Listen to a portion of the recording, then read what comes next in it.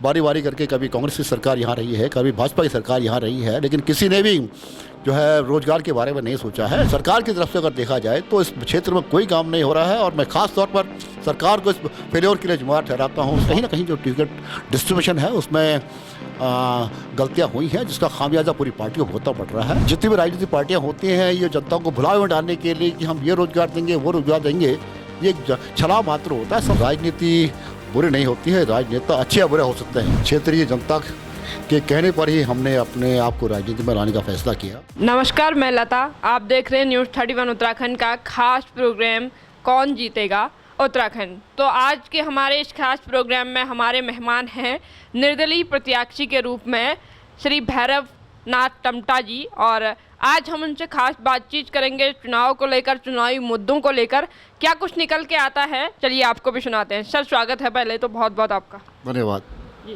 पहला सवाल ये रहेगा कि कैसी चल रही तैयारी चुनाव को लेकर, क्योंकि राष्ट्रीय दलों के प्रत्याशी आपके विपक्ष में हैं, चुनाव लड़ रहे हैं, तो आपकी तैयारी इस वक्त कैसी चल रही है?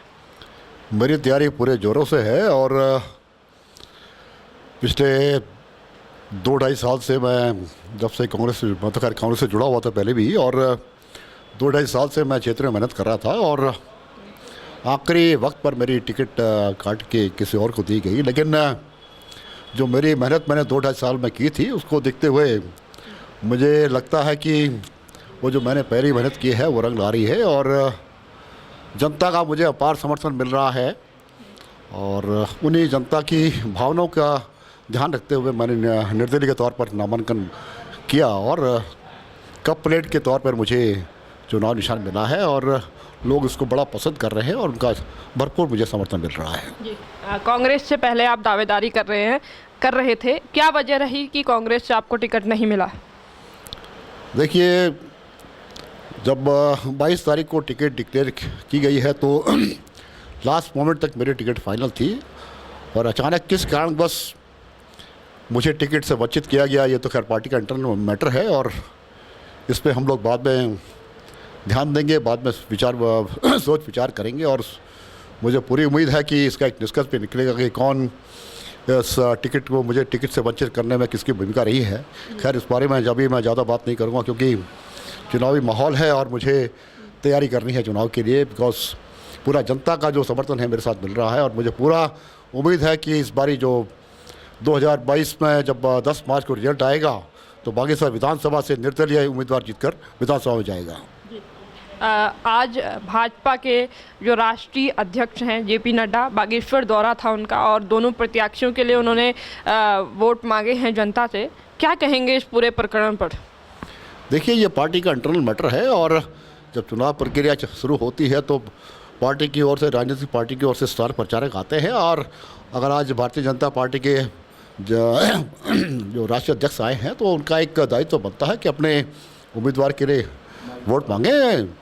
तो इसमें कोई बहुत बड़ी बात नहीं है और अभी तो पता नहीं कितने स्टार प्रचारक आएंगे, उससे कोई इतना फर्क नहीं पड़ता है क्योंकि वो ज़माने लग चुके हैं जब स्टार प्रचारक जो है वोटर्स को प्रभावित करते थे। आज जनता सब कुछ देख रही है और पिछले 15 साल से भारतीय जनता पार्टी के यहाँ विधायक रहे हैं, उनका जो कार्यकाल रहा है वो जनता के सामने है। मैं किसी के बारे में गलत कहना मैं विश्वास नहीं करता हूँ और ये जनता है, जनता जो है सब कुछ देखती है, जनता इसी बेस पर निर्णय करेगी। क्योंकि जो राष्ट्रीय प्रत्याशी होते हैं उनके पास अपने स्टार प्रचारक हैं, बड़े बड़े नेता हैं, लेकिन निर्दलीय प्रत्याशी जो होते हैं उनके पास कहीं ना कहीं जनता का समर्थन होता है और जनता के बेस पे वो चुनाव लड़ते हैं और एक राष्ट्रीय संगठन उनके पास नहीं होता है। तो इस ये जो मुद्दा है इसको कैसे आप निर्दलीय रूप में कंट्रोल करेंगे, कैसे जनता के बीच जाएंगे?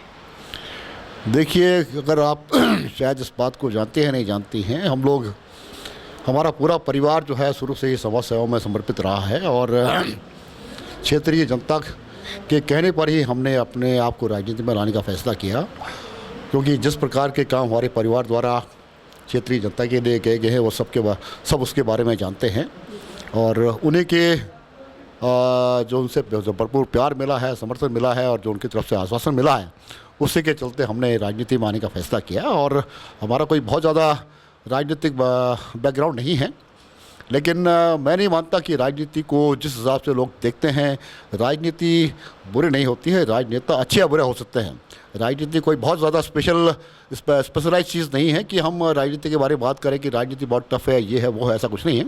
आप जानती होगी राजनीति शास्त्र एक सब्जेक्ट है जो स्कूल कॉलेज में पढ़ाया जाता है। तो राजनीति अगर अच्छी हो जाए, पब्लिक क्या चाहती है, एक अच्छा राजनेता उनके बीच में आए जो उनके लिए दुख सुख में शामिल हो, उनके लिए जो अच्छे काम करके दिखाए, वही राजनेता है। जितना हमने आपके बारे में सुना है, जितना जाना है, एक व्यापारी के रूप में आप समाज में रहे हैं और हालांकि एक समाज सेवक के रूप में भी आप कोविड काल में बाहर आए थे, लेकिन अचानक से व्यापारी से आप नेता के रूप में बाहर आए हैं, तो ये परिवर्तन कैसे, क्यों और क्यों? देखिए, व्यापार की बात करें तो वह जीवन व्यापन का हमारा एक तरीका है और व्यापारिक पृष्ठभूमि से आते हैं, रोजी रोटी कमानी होती है, तो कुछ लोग नौकरी पेशा होते हैं, कुछ व्यापार से संबंध रखते हैं। लेकिन जिस समाज में हम लोग रहते हैं, जब समाज आपको इतना मान सम्मान देता है तो आपका भी एक दायित्व बनता है कि आप समाज को कुछ लौटाएं।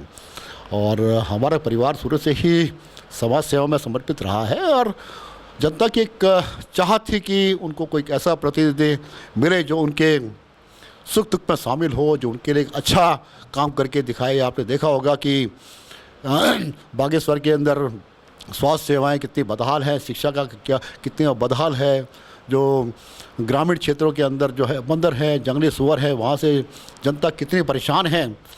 और हम बात करते हैं पलायन की, तो पलायन लोग क्यों नहीं करेंगे जब खेती बाड़ी उनकी चौपट हो जाएगी। पिछले 15 साल से यहाँ के विधायक हैं और बारी बारी करके कभी कांग्रेस की सरकार यहाँ रही है, कभी भाजपा की सरकार यहाँ रही है, लेकिन किसी ने भी जो है रोज़गार के बारे में नहीं सोचा है। सिर्फ वही है कि हम बात करते हैं कि उत्तराखंड जो है एक पर्यटन स्थल है। पर्यटन स्थल कह देने से मात्र से कुछ नहीं होता है। आपने देखा होगा कौसानी के अंदर होटलों का भरमार है। वो तो जिन्होंने भी अपने होटल खोले हैं, उन्होंने अपने पैसे से होटल तो बना दिए हैं, लेकिन टूरिस्ट को लाने की जिम्मेदारी जो बनती है वो सरकार का दायित्व होता है। वो सरकार उसके हिसाब से अच्छी रोडें बनाए, उसको प्रेजेंटेशन करे।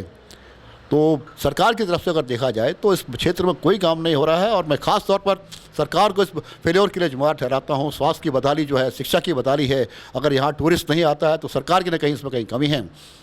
इसी पर एक सवाल रहेगा कि बागेश्वर के अंदर आज भी कई गांव ऐसे हैं, कई इलाके ऐसे हैं जहां पर लोग सिर्फ मूलभूत सुविधाओं के लिए तरस रहे हैं। शिक्षा और रोजगार तो बात की बात है, लेकिन उनको मूलभूत सुविधाएं भी नहीं मिल पा रही। इन पर क्या कहेंगे और क्या काम आप करेंगे यदि आप विधायक के रूप में चुनकर आ जाते हैं आगे? देखिए, अभी तक जो मूलभूत सुविधाओं से वंचित रहे हैं तो ये पुरानी सरकारों का एक वे जिम्मेवार है इसके लिए, और जनता उनसे पूछ भी रही है। और आज आप देखेंगे कि जितनी सरकारें यहाँ रही हैं, उसके जो नेता इस समय जो भी प्रत्याशी हैं वो पब्लिक के बीच में नहीं जा पा रहे हैं। उनको डर सा लग रहा है कि पब्लिक अगर सवाल पूछेगी तो क्या जवाब देंगे।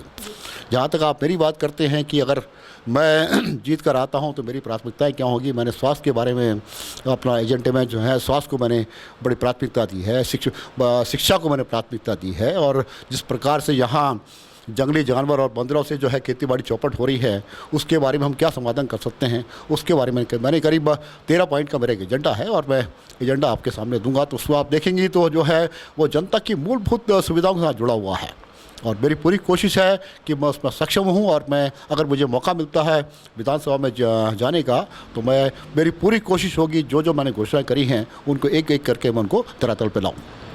वर्तमान में कितना जन समर्थन आपको जनता से मिल रहा है, क्या कहेंगे? देखिए, जिस प्रकार से मुझे जन समर्थन मिल रहा है, मुझे पूरी उम्मीद है कि इस बारी विधानसभा में बागेश्वर विधान से कोई निर्दलीय उम्मीदवार जीतकर विधानसभा जाएगा। अच्छा, एक सवाल और रहेगा कि पार्टियों को छोड़कर निर्दलीय प्रत्याशी को जनता को क्यों वोट करना चाहिए? जनता दोनों राजनीतिक जो पार्टियां हैं, खासकर अगर मैं बात करता हूं भारतीय जनता पार्टी की या कांग्रेस की, और इस समय आम आदमी पार्टी का भी उदय हो रहा है, तो जनता जो है कांग्रेस को भुगत चुकी है और भारतीय जनता पार्टी को भुगत चुकी है।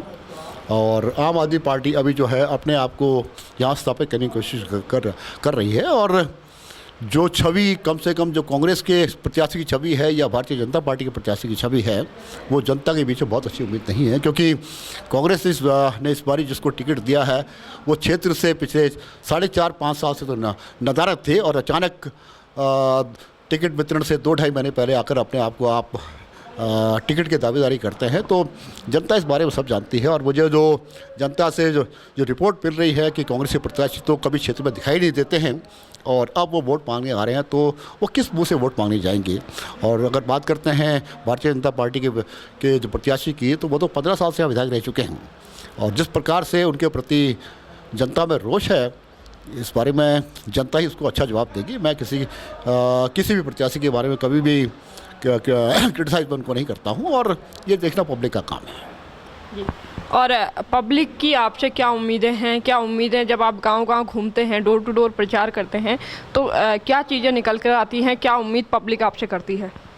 देखिए, पब्लिक का साफ तौर पे कहना है, जो परिवार या जो व्यक्ति इस समय, अगर मैं अपनी बात करता हूँ, जो इस समय अगर निर्दलीय उम्मीदवार के तौर पर मैदान में है, हमारी एक छवि है पब्लिक के बीच में कि हम लोग जो निस्वार्थ सेवा भाव से जनता की सेवा करते हैं। आपको मालूम ही होगा, कोरोना काल के अंदर जब जितने भी इसमें प्रत्याशी मैदान में हैं, वो सब कोरोना काल के अंदर के दौरान नदारद थे, और लेकिन उस दौरान जब कोरोना का फर्स्ट फेज़ आया, सेकंड फेज़ आया, तो मैंने दिल खोलकर जनता की मैंने सेवा की है। मैंने जो गरीब परिवार थे उनको मैंने फ्री राशन बांटा है, और यहाँ तक मैं आपको क्या बता दूं कि जो बागेश्वर ज़िले के अंदर जो पहला ऑक्सीजन कंसंट्रेटर था, वो मैंने ही दुड़ाई हॉस्पिटल में मैंने दिया है। और जितने भी गरीब परिवार हैं, जहाँ जिनके मकान बरसात में चूते थे, मैंने उनको प्लास्टिक मैंने उनको दिया है। जितने विकलांग थे, करीब 50 विकलांगों को मैंने वॉकर्स ला के दिए हैं। तो क्षेत्र की जनता जो है इस बात को समझती है कि जो लोग निस्वार्थ भाव से काम कर रहे हैं, उनको क्यों ना एक ऐसा मौका दिया जाए, और क्यों ना उनको विधानसभा भेजा जाए, ताकि वो एक ओहदे पर आने के बाद जनता की अच्छी सेवा कर पाए। रोजगार की यहाँ पर लगातार बात होती है, सभी प्रत्याशी दावा करते हैं कि वे रोजगार पर यहाँ पर काम करेंगे। आपकी क्या प्लानिंग है, क्या रूट प्लान है कि रोजगार के लिए किस तरीके से आप काम करेंगे जनता के लिए? देखिए, अगर रोजगार की आप बात करते हैं, ये अभी आम आदमी पार्टी के जो संरक्षण है अरविंद केजरीवाल जी पिछले 5-6 महीने पहले हल्द्वानी में आए थे, और उन्होंने घोषणा की थी कि हमारी अगर सरकार आती है तो हम 1 लाख रोजगार हर साल 1 लाख रोज़गार पैदा करेंगे। बड़ी अच्छी बात है कि उन्होंने चलो रोज़गार की तो बात करी है, लेकिन रोज़गार कह देने मात्र से ये लोगों के साथ छलावा होता है कि जब आप कहते हैं कि हम रोज़गार देंगे। आप देखेंगे 2014 में जब भारतीय जनता पार्टी की सरकार आई थी, तब भी प्रधानमंत्री जी ने कहा था कि हम हर साल 2 करोड़ रोजगार पैदा करेंगे। ये लोगों को एक बरगलाने का एक तरीका होता है। सबसे पहले रोज़गार पैदा करने से पहले आपको एक रोड मैप तैयार करना पड़ता है कि जो रोज़गार आप तभी दे पाएंगे जब आप रेवेन्यू जनरेट करेंगे। सबसे पहले आप राज्य के लिए या सेंटर के लिए आप जो आय है, आय कैसे पैदा करेंगे, क्योंकि आय के अगेंस्ट से आप खर्चा कर सकते हैं। अगर आय पैदा नहीं करें तो खर्चा कहाँ से पैदा करेंगे। तो इस बात को जितनी भी राजनीतिक पार्टियां होती हैं, ये जनता को भुलावे में डालने के लिए कि हम ये रोज़गार देंगे, वो रोज़गार देंगे, ये छलावा मात्र होता है। सबसे पहले आपको ये देखना पड़ता है कि रोज़गार जनरेट करने के लिए आप प्रदेश के लिए आमदनी कैसे जनरेट करेंगे। आपका क्या मानना है कि उत्तराखंड और बागेश्वर जैसे प्रदेशों के लिए और जनपदों के लिए किस तरीके से यहाँ की जो पब्लिक है उसके लिए आय जनरेट की जा सकती है? देखिए, यहाँ पर ऐसा नहीं है कि अगर आप ये देखेंगे, अगर सरकार जो है इंफ्रास्ट्रक्चर को डेवलप करती है तो उससे टूरिज्म, स्विट्ज़रलैंड क्या है, स्विट्ज़रलैंड जो है कि जो पूरी अर्थव्यवस्था है वो टूरिज्म पर ही डिपेंड करती है। हमारा कौसानी है, और बागेश्वर विधानसभा की बात करता हूँ, यहाँ पर टूरिस्ट के कई ऐसे स्पॉट हैं जहाँ पर आप टूरिस्ट को अट्रैक्ट कर सकते हैं, तो वो अपने आप में एक बहुत बड़ा इनकम पैदा कर सकता है।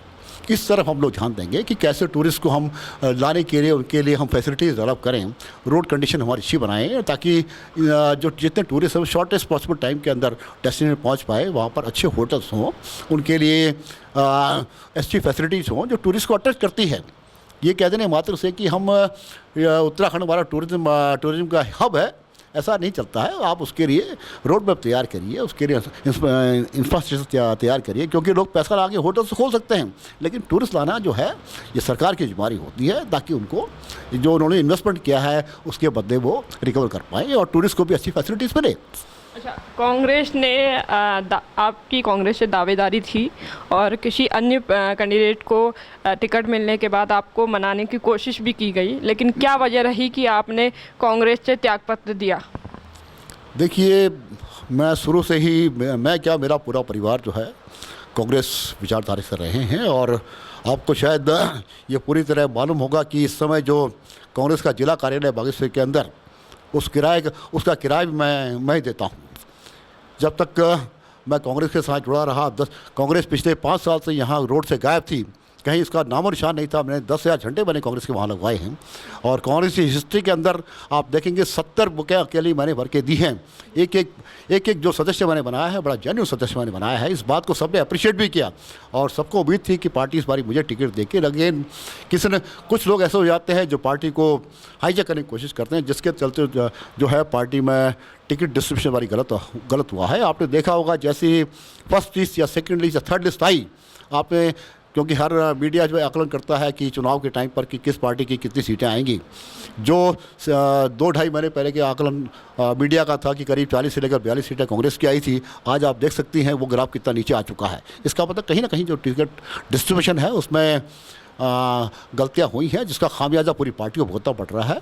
पार्टी बुरी नहीं होती है, लेकिन जो लोग जब कुछ नेता अगर अपने आप को पार्टी से बड़ा समझने लगते हैं तो पार्टी का पतन जरूर होता है। कांग्रेस से की सदस्यता छोड़ने के बाद आप अन्य पार्टियों को भी ज्वाइन कर सकते थे। आपके पास ऑप्शन में आप थी, भाजपा थी, लेकिन आपने उनको ज्वाइन न करके निर्दलीय चुनाव लड़ने का फैसला किया। ये फैसला क्यों? देखिए, 59 साल की मेरी उम्र है और 59 साल के अंदर मैंने कांग्रेस को जिया है, कांग्रेस को पढ़ा है। अगर मेरी विचारधारा कभी कांग्रेस से अलग नहीं रही है और अगर मुझे निर्दलीय चुनाव लड़ने का जब मुझे टिकट नहीं मिली तो मैंने निर्दलीय चुनाव लड़ने का फैसला किया है। मेरे पास कई और पार्टीज़ के ऑफ़र आए थे मेरे पास, लेकिन एक विचारधारा होती है जिसको आदमी छोड़ नहीं सकता है। अगर मैं 59 साल कांग्रेस में रहने के बाद किसी और पार्टी को ज्वाइन करता हूं तो कल आप ही मेरे से सवाल पूछेंगे कि अभी तक तो आप कांग्रेसी थे, अब आपकी विचारधारा कैसे बदल गई। विचारधारा मैंने अपनी नहीं बदली है। मैंने जनता के जो मुझे एक सम्मान मिलता है, जनता से जो मुझे समर्थन मिला, और जो उनकी जनभावनाएं थी कि मैं उनका प्रतिनिधित्व करूं, तो मैंने उनकी जनभावनाओं को ध्यान रखा है और इसी के चलते मैंने निर्दलीय चुनाव लड़ने का फैसला किया। अच्छा, वर्तमान में अभी कई प्रत्याशी मैदान में हैं, तो उनके मुकाबले अपने आप को कहाँ आंकते हैं? जनता कहाँ आपको सपोर्ट और कितना सपोर्ट और प्यार दे रही है? जिस प्रकार से मुझे जनता का समर्थन मिल रहा है, प्यार मिल रहा है, सहयोग मिल रहा है, और मुझे पूरी उम्मीद है कि 10 मार्च को जब रिजल्ट आएगा वो आपके सामने होगा। बागेश्वर से कोई निर्दलीय उम्मीदवार जीत के विधानसभा जाएगा। बहुत बहुत धन्यवाद सर हमारे साथ बातचीत करने के लिए। थैंक यू, धन्यवाद। ये थे हमारे साथ निर्दलीय प्रत्याशी के रूप में भैरवनाथ टमटा, और इनका कहना है कि इस बार बागेश्वर में निर्दलीय प्रत्याशी विधायक बन के आएगा। ये तो आने वाला वक्त ही बताएगा कि बागेश्वर विधानसभा को जो ताज है वो किसके सर पर सजेगा। तब तक के लिए आप देखते रहिए न्यूज़ 31 उत्तराखंड। नमस्कार।